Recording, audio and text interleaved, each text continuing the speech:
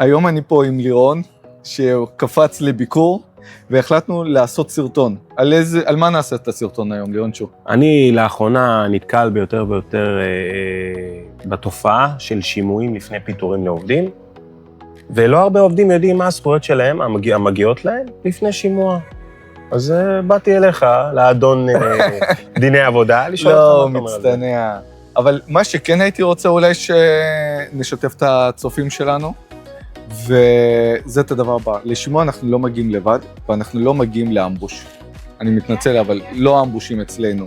אנחנו מגיעים לשימוע כשאנחנו דורשים לראות על מה השימוע, ואיפה אנחנו אמורים לראות את זה. בהזמנה לשימוע, נכון, לירון? כן. והאם זה קורה בפועל, תגיד לי אתה? לצערי הרב, ממש לא. ממש לא.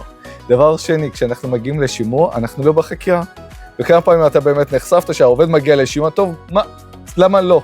למה לא לשלוח אותך לדרכך, נכון? כן.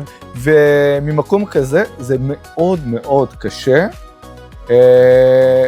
להשיג איזשהו advantage, איזשהו משהו שעל מנת להבין למה אני פה, למה לא דיברו איתי לפני זה, למה לא נתנו לי איזשהם נורות אדומות, אם אני עושה משהו נכון, לא עושה משהו נכון. זה דבר אחד. דבר שני, אנחנו לפעמים מגלים שרוצים להזיז אותנו בשביל לשים מישהו אחר, ולירון יודע למה אני מתכוון. באמת. אנחנו רואים את זה בפרקטיקה, נכון? ראינו, יש הרבה מאוד מקרים, שאתה אומר, אוקיי, אין בה, עובד בארגונים גדולים, יש הערכות עובדים, כל חצי שנה, כל שנה, כל רבעון. מסתכלים על הערכות העובדים יפות מאוד, מעריכים מאוד את העובד, הוא חברותי, הוא משתלב בתוך העסק, הוא תורם, יש לו את הבנפיט שלו שהוא מביא לחברה. ואתה אומר לעצמך, למה רוצים לפטר אותו? זאת השאלה שעולה מתוך בעצם הרי הזימון לשימוע.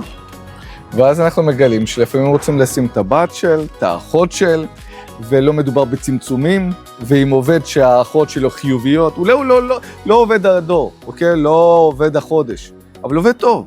ואז אנחנו מגלים שאחרי חודש, פתאום הבוסית שמה את אחותה שם. ואנחנו מדברים על מקרים שאנחנו יודעים על מה אנחנו מדברים, אוקיי? אז אני אומר את הדבר הבא, כשאתם מגיעים לשימוע, תשאלו אתם. לא רק אתכם צריכים לשאול, ולא רק אתם צריכים להסביר ולתת הסברים לאורך כל השימוע. זאת לא חקירה.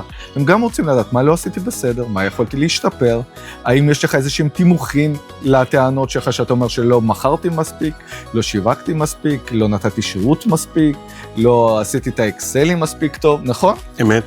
ולא מעט פעמים, דווקא מהמקום הזה, אנחנו יכולים לגלות את הסיבה האמיתית, וברגע שאנחנו יודעים מהי הסיבה האמיתית, אפשר להתמודד איתה. כי אם רוצים לשים במקומך מישהו אחר, זה אחד, ואנחנו לא ניתן לזה כל כך בקלות לקרות.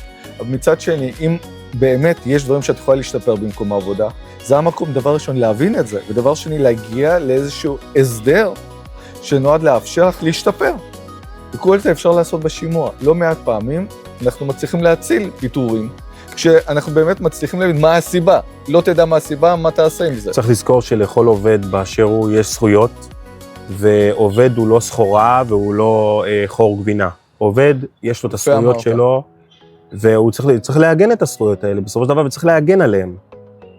ובשביל זה אנחנו פה. וגם אולי לא להיכנס אמושן חזק, כי זאת פגיעה מאוד קשה, תסכים איתי, כשעובד פתאום מזמינים אותו לחדר, ועושים לו את העניין של החקירות האלה, שהוא לא תמיד מבין גם למה, זו הרגשה קשה.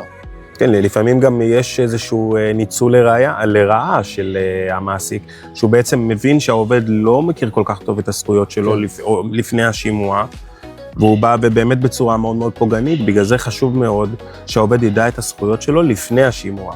יפה אמרת לירון שו. תודה רבה. תודה רבה. מקווה שהשכלתם חבר'ה. ניפגש בסרטון הבא.